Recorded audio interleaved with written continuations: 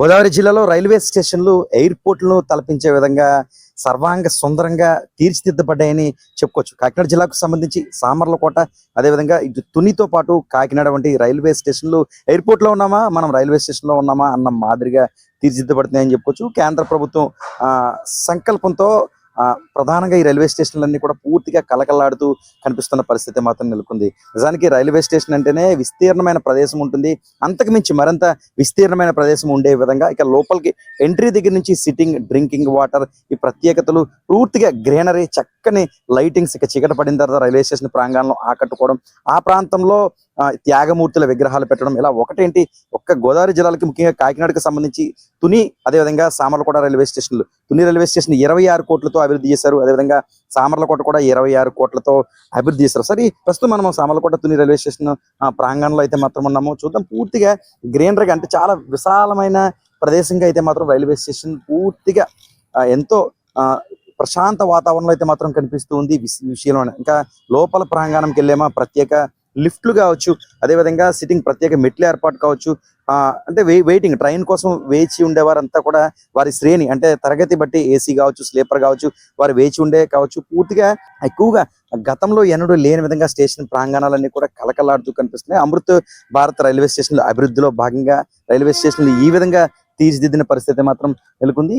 ఏది ఏమైనా రైల్వే ప్రయాణికులు అంటే అత్యధికంగా ఏడాదిలో అన్ని రోజులు కూడా రైళ్లు రాకపోకల ప్రయాణికులు కొనసాగిస్తూ ఉంటారు. ఇలాంటి తరుణంలో కేంద్ర ప్రభుత్వం రైల్వే స్టేషన్లు ఈ విధంగా అభివృద్ధి చేయడం కూడా వారు ఒక రకంగా ఆనందం వ్యక్తం చేస్తున్నారని చెప్పుకోవచ్చు. మనం స్టేషన్ లోపలికి వెళ్ళామంటే ఒక్కసారిగా అక్కడున్న ముఖ్యంగా పెయింట్స్, వాల్ పెయింట్స్ కావచ్చు, అక్కడ మనం ఎక్కడున్నాము అనే విధానాన్ని కూడా మర్చిపోతున్న పరిస్థితి నెలకొంది. ముఖ్యంగా బ్రిడ్జెస్, అదేవిధంగా లిఫ్ట్లు, ప్రత్యేకంగా రైల్వే స్టేషన్లో 1 నుంచి 2 లిఫ్ట్లు కూడా ఏర్పాటు చేసిన పరిస్థితి నెలకొంది. 2 వాల్ బ్రిడ్జెస్ కూడా ఏర్పాటు చేసిన పరిస్థితి నెలకొంది. ముఖ్యంగా డ్రింకింగ్ వాటర్, పూర్తి స్థాయిలో మంచినీళ్ళు అయితే మాత్రం రైల్వే స్టేషన్లో శుద్ధమైన మంచినీరు ప్రయాణికులకు అందించే విధంగా ప్రత్యేక ఏర్పాట్లు చేశారు.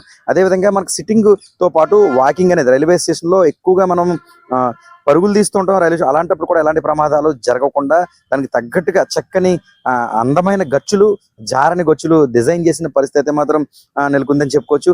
ఏది ఏమైనా రైల్వే స్టేషన్కు సంబంధించి రైల్వే ప్రయాణికులు కూడా వీటి పట్ల హర్షాతిరేకాలు వ్యక్తం చేస్తున్నారు. స్టేషన్కి వచ్చామా, విశాలమైన ప్రాంగణంలో ఒక పార్క్, ఒక మరో ప్రపంచకం వచ్చామా అన్న మాదిరిగా అయితే మాత్రం ఎంజాయ్ చేస్తున్న పరిస్థితి సామర్లకోట రైల్వే స్టేషన్ కావచ్చు, తుని రైల్వే స్టేషన్ కావచ్చు ఉందని చెప్పుకోవచ్చు. అయితే ఇప్పటికే కొన్ని రైళ్లు హాల్ట్ కూడా కాకినాడ జిల్లాకు సంబంధించి తునికి త్వరలో వస్తాయని చెబుతున్నారు.